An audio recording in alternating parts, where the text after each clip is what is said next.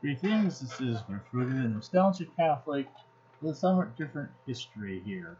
Now, I know that this particular fanzine that I am holding has, so far as I know, nothing to do with Isaac Asimov.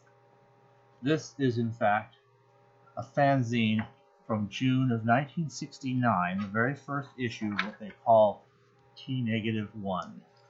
It was a series of about 36 magazines or fanzines before it finally had run its course and terminated a natural death. But it had gone for, like I said, some 36 issues.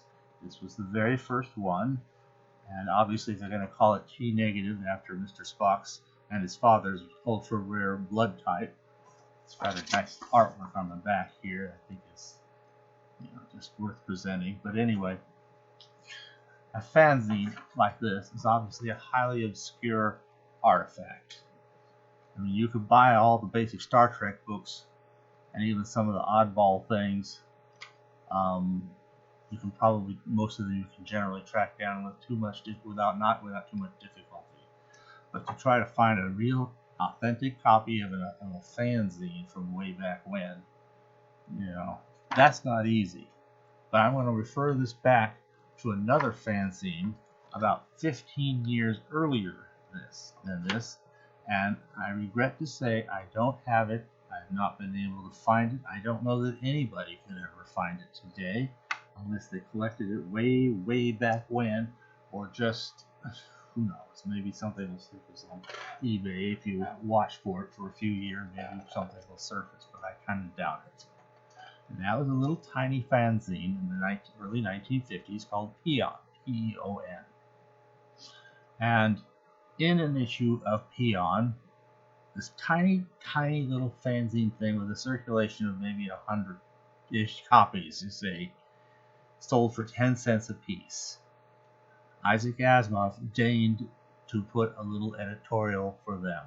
Well, that had to be a huge honor. The great Isaac Asimov was writing something for us little tiny peon, literally of a newsletter, science fiction themed newsletter by fanzine, total just fanzine, the height of ephemera. You see, even as that T negative. Actually, the T negative is probably 20 times more obtainable than peon, maybe 100 times more obtainable. What is the background of this? Well, this kind of comes out of Enjoy Still Felt, which is basically what's going on from 1954 to 1976. So let's start this thing out with what happened here.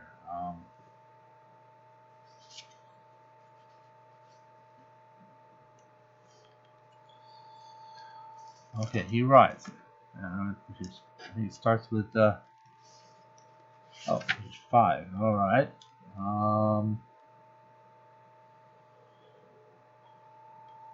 While he was visiting one of his editors the editor for Galaxy magazine, Horace Gold, Horace showed him an advanced copy of a science fiction magazine called Imagination, in which I had never appeared and to which I had never submitted, even though some 30 issues had already been published.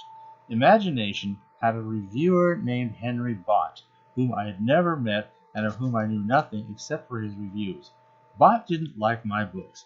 In fact, he hated them.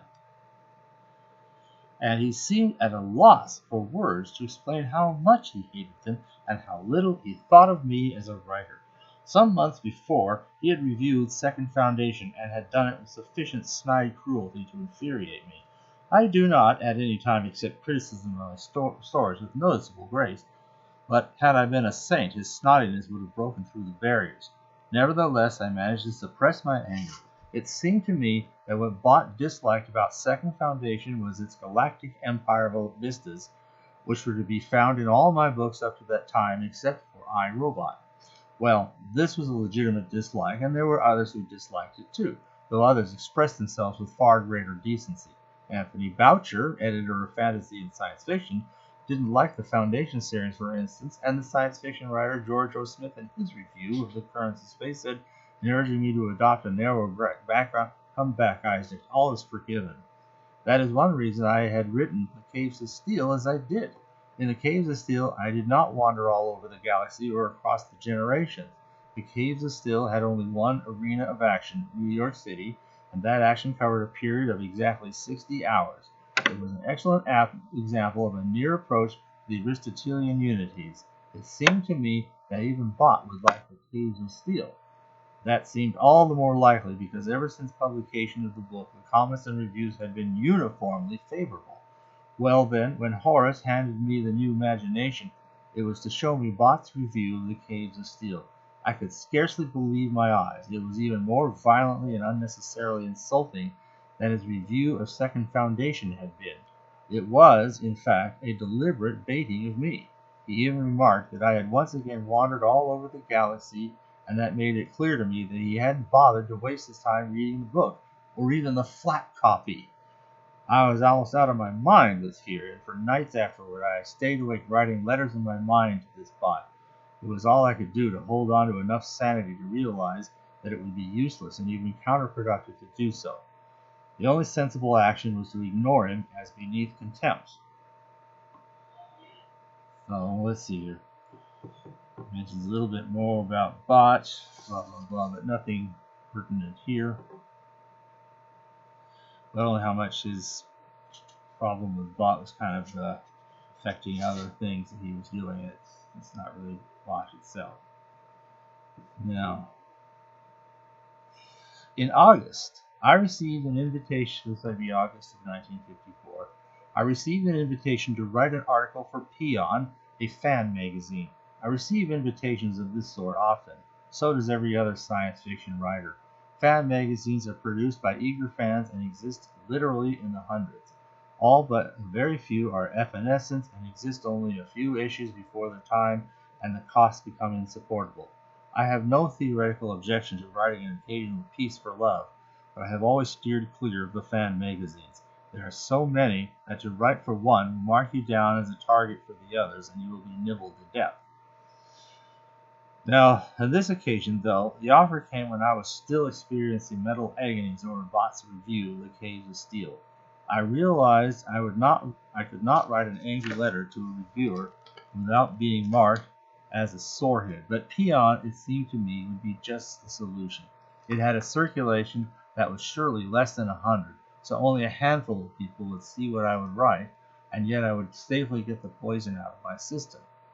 I therefore wrote an article on Bott without naming him. It was a very reasonable article in my opinion. I just had this moment reread it to make sure, and I did not answer in kind. I merely asked for a fair reviewing that did not involve personal invective, unfair statements, and clear evidence that the critic had not read the book. In particular, I objected to Bott's statement that I was neither a writer nor a storyteller. That was ridiculous. Yet it proved to be a terrible mistake, for which my ignorance was responsible. Though I had been an almost lifelong reader of science fiction, though I had written letters to magazines, though I had even involved myself with the Futurians, I had never immersed myself in what was called fandom. I had no experience with the ferocious single-mindedness in which that handful of people lived their science fiction. They interpreted literally the catchphrase among us that fandom is a way of life. So he describes fandom, and it's kind of it. So there I was, foolishly unaware of what I was doing in writing an article. Peon might be only a fan magazine, but it was at the time one of the more important ones, and its readership included many active fans and writers.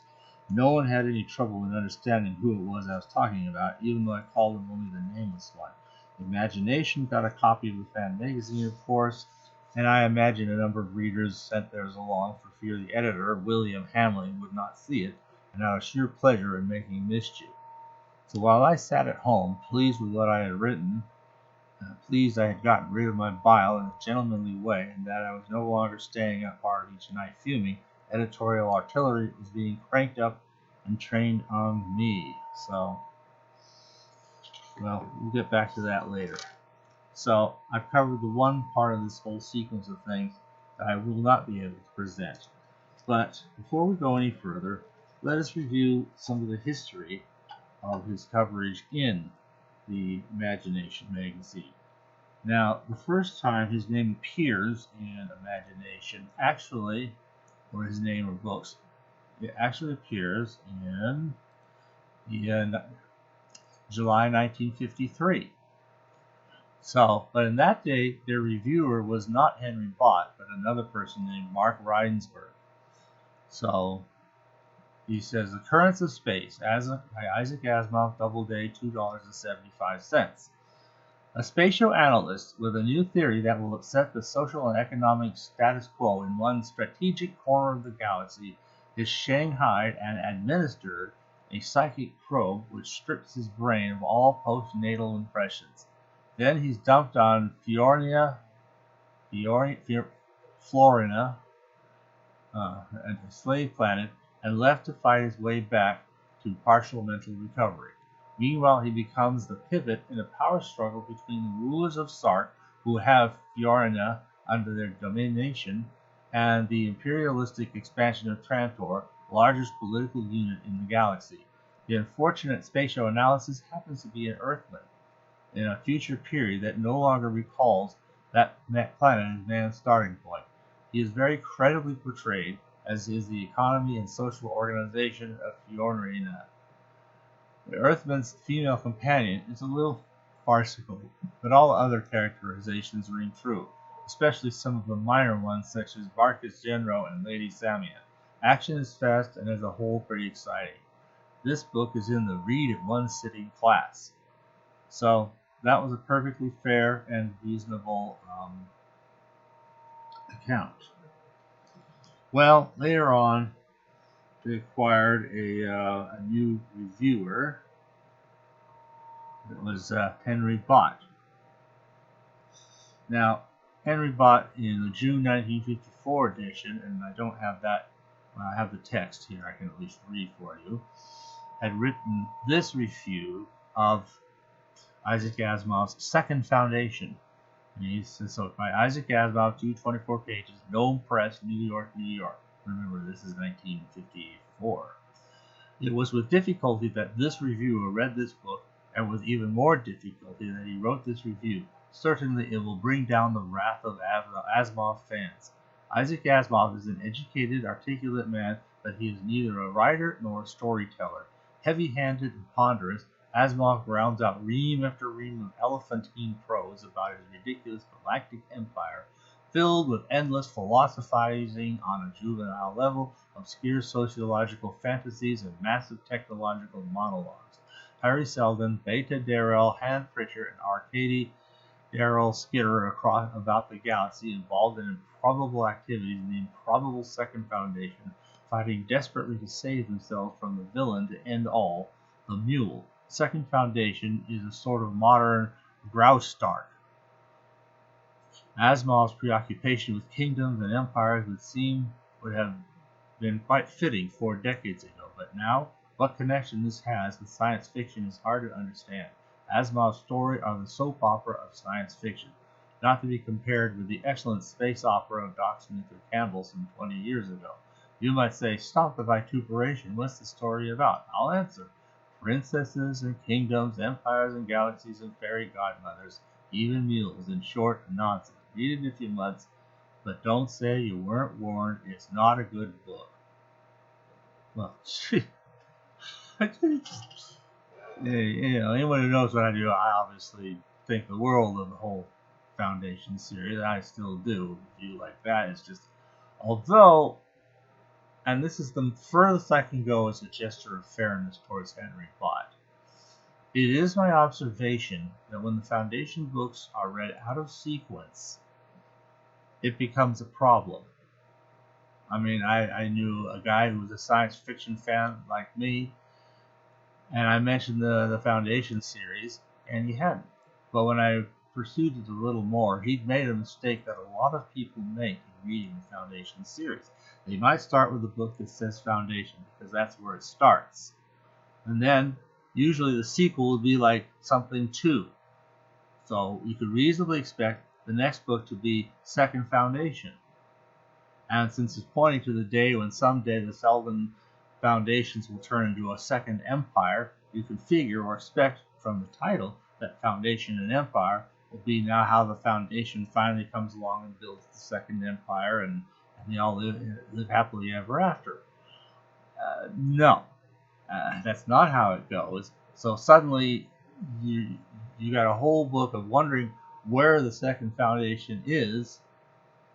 But if you read the second foundation book before you read Foundation and Empire, the middle segment is totally out of sequence and it just doesn't make any sense. Now, what it's looking like here is Henry Bott never read the other two episodes at all. Second Foundation is meant to follow the previous two volumes. It is actually the third volume of the set. It follows Foundation and then Foundation and Empire. And when you do the whole sequence, it all makes sense, and it's really good. There's a prologue at the beginning of Second Foundation, but that's a very, very thin, hasty description of a vast amount of truly fascinating content that it's gone through in the Foundation and Empire books, such that by the time you get to Second Foundation, you are kind of specializing and zeroing in on a specific facet of a whole vast vision of things, that the vast scope of which is so much more important, and even the role of little things like individual people, like you see in Second Foundation, can be pivotal. But if you don't, you just see these few little individuals, and there are no princesses in Second Foundation, and clearly no fairy godmothers. I mean, come on, okay? At any rate, so that already is basically just a dishonest review. So, but I guess he's acknowledging that there may be some people who don't have a taste for that sort of thing, and maybe that was the problem. Well, then along comes the next one. He writes a book where you're not going all hither and yon all over the galaxy. You're staying in New York City. You're in a futuristic New York City. And there are people who've come from another planet, but you're not seeing the planet or any tricks between the two. They've come from human colonies and other planets, and they're staying on Earth in a diplomatic relation, in a diplomatic area. And we're just dealing with that, and there's a standard. It's a murder case, a murder mystery. In fact, that was one of the things that made Caves of Steel very famous. So, finally, in September 1954, and this time I can show it, Imagination, he decides to do a review, Mr. Bott decides to do a review of the Caves of Steel. And one would have thought maybe he'll have something better to say here. It doesn't depend on other books, that it's just the last installment of a trilogy or something. And also, it doesn't go hither and yon all over the whole galaxy or talk about multi-generational stuff. It's pretty straightforward. It's self-contained. So, now what does Henry Bott decide to do? Now see, we're getting more Henry Bott here. So let's see. He's going to review the Caves of Steel. And I'll just go ahead and read this here. By Isaac Asimov, 224 pages, 295. Doubleday and Company, New York, 222 New York. Doubleday ordinarily produces much of the best science fiction printed today. Your reviewer has tried to be objective in analyzing his novel, but... With that dubious beginning, I review another Asimov novel. Somebody must like his stories because they are published in an endless chain, but it is hard for me to see why. I think I shall be really gone if I must read another of these epics. The canvas is, of course, the galaxy, nothing less.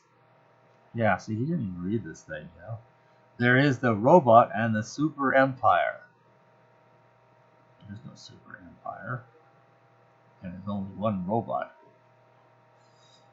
Using these ingredients in his inimitable way, Asimov hurls a furious barrage of words at the helpless reader. With Tom's Swiftian naivety, characters move around in a really never-never world. Insipidity and dullness characterize the plodding story. This venomous condemnation of the story will not be shared by everyone, but then perhaps everyone has not read through the jungle of this sort of writing. When you have finished, you ask, why? The murdered spaceman, a corpse in a steel-roofed New York vastness, is remembered by the robot detective, and you fill in from there. I need coffee after this one. Yeah. Doesn't tell you a thing about the book, does it? Not really, no. No, not at all. Not at all. So,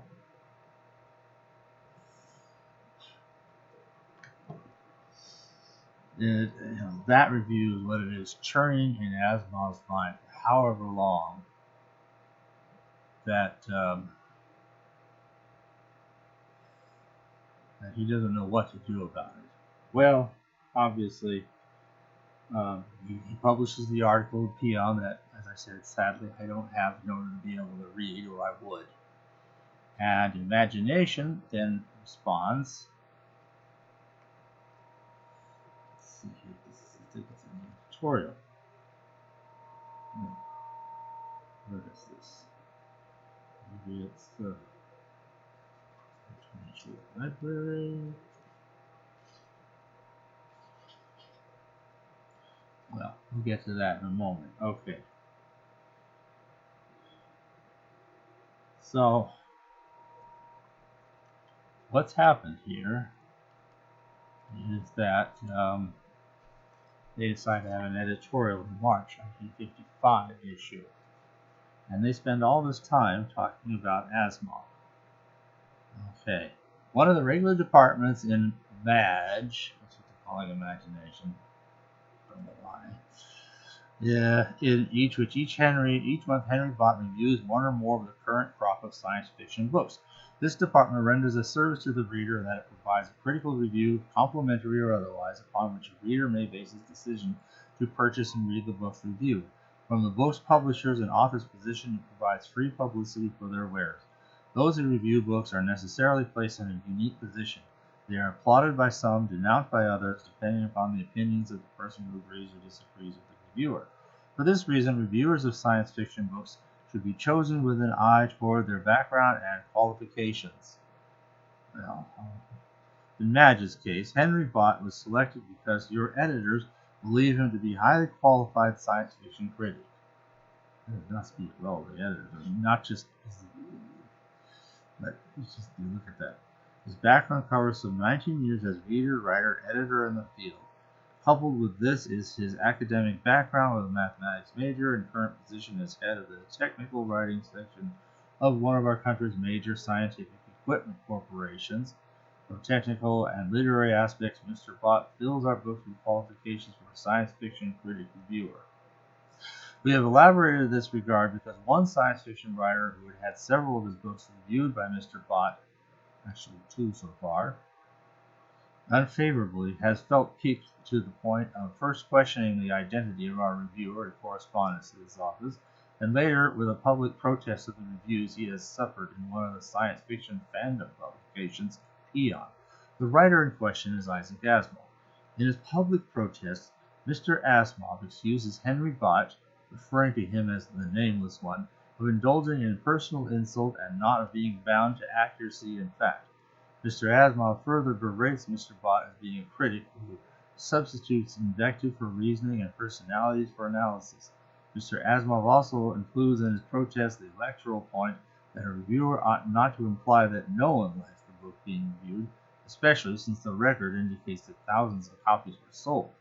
For those interested in reading the full account of Mr. Asimov's protest, we feel sure copies can be obtained by writing to the editor of Peon, Charles Lee Riddle, 108 Dunham Street, Norwich, Connecticut. Listed price of the publication is 10 cents. Well, it may have been available then, but try and find it now, huh? It is not our intention to attempt to prove that any book review given in our pages is necessarily gospel word on the subject. Inasmuch as opinions differ, we do, however, take exception to a writer's attempt to nullify the effect in his mind of an unfavorable review by condemning the reviewer with untrue remarks. Further, any reply to Mr. Asimov by Mr. Bott we feel should be made in the pages of this magazine, the source of Mr. Asimov's ire. We also extend to Mr. Asimov, if he should so desire, the opportunity to reply in the issue immediately following this one. Forthwith, we present Henry Bott's open letter to Mr. Asimov. And now here's Henry Bott. I am grieved that Mr. Asimov is perturbed about my dislike of his books. Ordinarily, this would not disturb me greatly. A natural rancor must exist between author and critic. Mr. Asimov takes me to task as the Nameless One for identifying the author with the book and criticizing the former, not the latter. This accusation prompts me to reply to his criticism of a critic. I do not know Mr. Asimov. I know he has written numerous books. I have heard that they have sold well. I know that many critics have praised his books. I do not dislike Mr. Asimov. I have read most of his books. I do not like his books. I do not think they are well written, interesting, or worth bothering about. As a critic, it is my privilege to say so. I do say so. Mr. Asimov is determined to force me to admit that his books are good, even though we probably do not even agree on a definition for good. Mr. Asimov, if the criterion of quality is necessarily measured by the number of sales, comic books would be good. The Spillane material would be great, and the vast majority of paperbacks would be magnificent. However, I do not concede that the interest or purchases of 10 million morons indicates that makes those interests or purchases good. At the same reckoning, the fact that thousands of your books have been purchased cannot make me believe your books are well written. To paraphrase in a epigram, there is no such thing as good or bad book. Books are well written or badly written, that is all. In my opinion, Mr. Asimov, your books are badly written. I think that, as a critic, it is my duty to say so. I do say so. Now back to the editor here. Any opinions held by your editor on the subject of Mr. Asimov's literary capabilities are not pertinent to the issue here.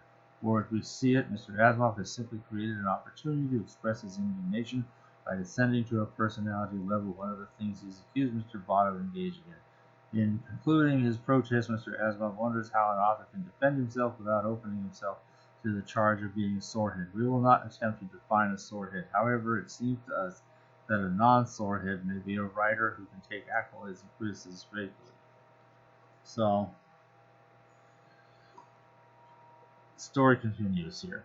What's he going to do? This stuff, it's like he really made a mistake. As much as it felt good to do this stuff, to make the right way he did to pee on, it has turned into a big disaster.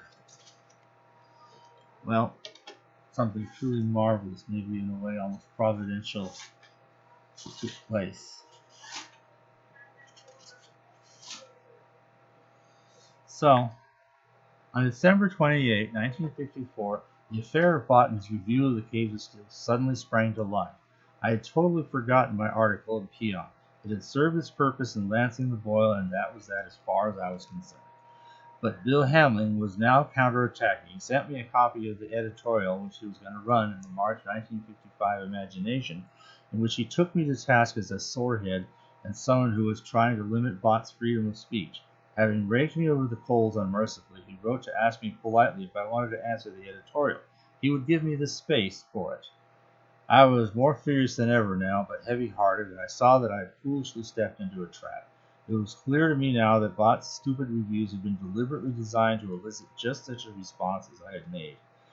I was all the more chagrined because I imagined Bott and Hamlin must have gone over the list of authors to see which one would be stupid enough to take the bait. They must have decided on me, and I had not disappointed them. Now, Hamlin was pushing for a continuing feud that would titillate the fans and boost the sales of his magazine.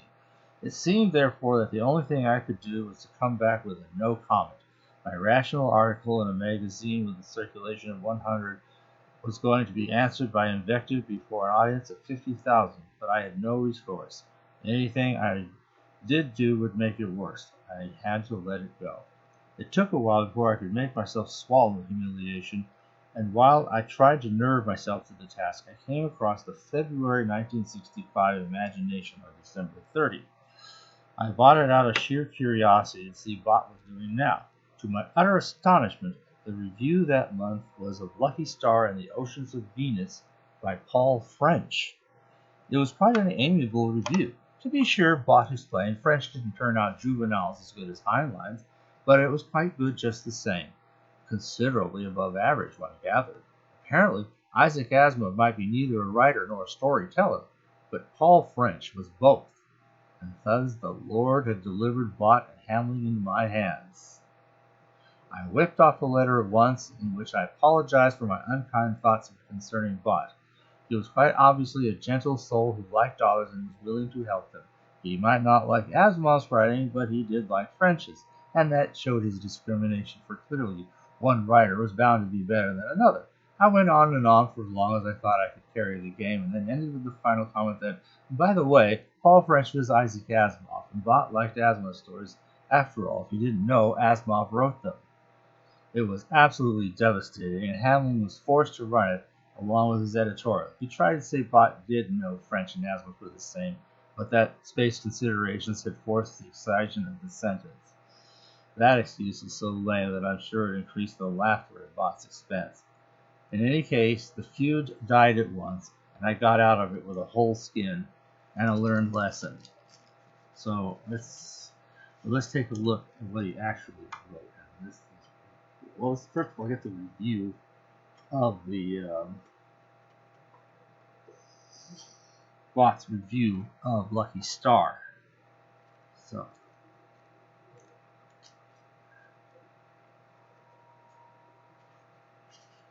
So here we are, reviewing current science fiction by Henry Bott. Okay, and it says Lucky Star and the Oceans of Venus by Paul French, 186 pages, $2.50, Doubleday and Company, Incorporated, Garden City, New York. This is a juvenile. Yes, the Lucky Star series were written as juveniles, so that at least is entirely appropriate. I say that not unkindly, but to establish a frame of reference for criticizing it properly. It is a part of the series which includes David Starr, Space Ranger, Lucky Star, and the Pirates of the Asteroids. So at this point, there's only the first 3 of those out. It's kind of cool. Lucky Star, youngest member of the Council of Science, meets many strange adventures and monsters while defending the bubble cities of Venus. As they say, there is plenty of furious action. There is a place for this sort of thing. It is far superior to the comic strip science fiction pattern. It is entertaining in its way, and it won't upset anyone. It is not, of course, intended for the fan. It is frankly a juvenile and no more. I am a little astonished, however, that writers for the juvenile market fail to unabashedly imitate the fine material produced by Heinlein and Clark. Their material is singularly far above the average and certainly can't be classed as simple juvenilia. Again, this is said without rancor. Paul French shows inventiveness and a richness of imagination. I am sure he could produce a superior piece of work if he would pay more attention to detail. In science fiction, especially for juveniles, detail is everything. Try this adventure story only on a beginner, though. So, it's a juvenile, but it's a good juvenile. You know, the story that the writer's obviously very inventive. You know, it has a good pacing and good all these other things, and so on. So, you can just imagine what Isaac Asimov is going to say about that. So, it comes to April 1955. And unfortunately, my copy of the February 55 imagination is pretty ratty, but there it is. So you can see it. Okay. So, editorial 6. So, in the April 1955, he has this response. Okay. Last month, we presented an open letter by our book reviewer, Henry Bott, in reply to an article by Isaac Asimov, in which Isaac took issue with Bott's reviews in Madge. We offered Mr. Asimov an opportunity to reply this month if he so chose. He did. Forthwith, Isaac Asimov's open letter to an imagination. Now we started. It seems that Henry Bott annoyed me with some of the things he said about me in his reviews, which I thought were unfair and uncalled for. It seems also that I have annoyed him with some of the things I said in return. Well, that sort of thing can go on forever without much profit to anyone. Instead, I would like to return a soft answer. In fact, I would like to praise Henry Bott and point out that despite my own sour thoughts about him, he can indeed write a fair review. I am not too proud or stubborn to admit I was wrong in that respect and to apologize for that. To make my point clearer, I would like to specify the review I meant and point out just why I think it is fair and decent.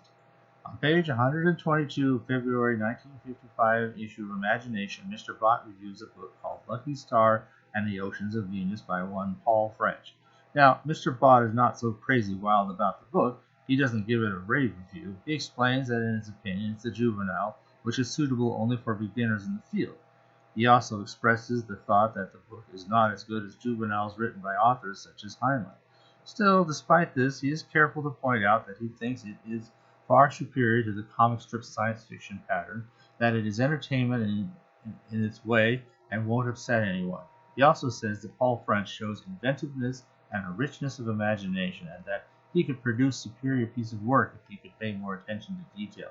I am sure that Mr. French, on reading this review, would feel quite good about the kind words, and would feel no rancor at all about the eminently fair criticism. In fact, I am sure he would say that he does his best to make his juveniles as good as Mr. Heinlein's, and that perhaps he will improve as he continues to try. Considering I've gone through, someday I hope to do the Lucky Star novels, and I have to admit, as I go along, they do, in fact, get better.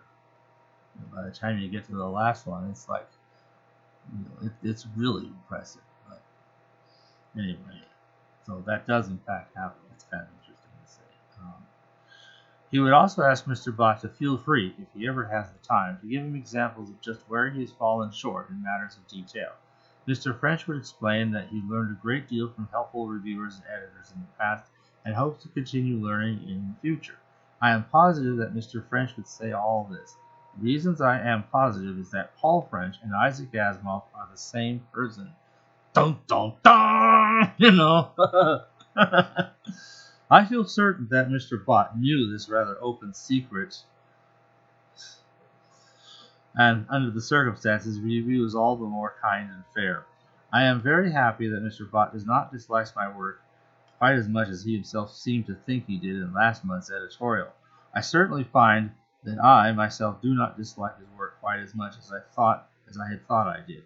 I shall continue to write as well as I can, and I feel sure that Mr. Bott will continue to review books in this excellent combination of calmness and dignity, even when he doesn't write like the book. Isaac Asimov. Now back to the editor. We're pleased to publish this conciliatory letter with the knowledge that peace now reigns among all concerned. To give credit where it is due, Henry Bott, of course, knew that Paul French was an Asimov nom de plume. Yeah, sure, right. Okay. Yeah, and by the way, Henry Bott has some real estate on the moon for sale, in case you're interested. Yeah, it's a good bargain, I hear. Matter of fact, we blushingly admitted, edited out a paragraph of the review containing a reference to this fact because the review had to fit in a allotted space. At any rate, it's nice to know that Hank's fairly favorable review spread enough balm into the Gilead to still the troubled waters. See you next month. There's some correspondence that goes on in later issues. I don't know how much of it's very relevant, but let's see. February, April, May. Then finally, let's see here. In May, I think there was an interesting letter.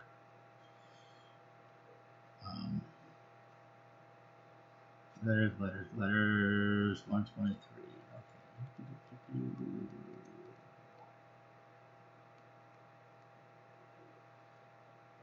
Okay.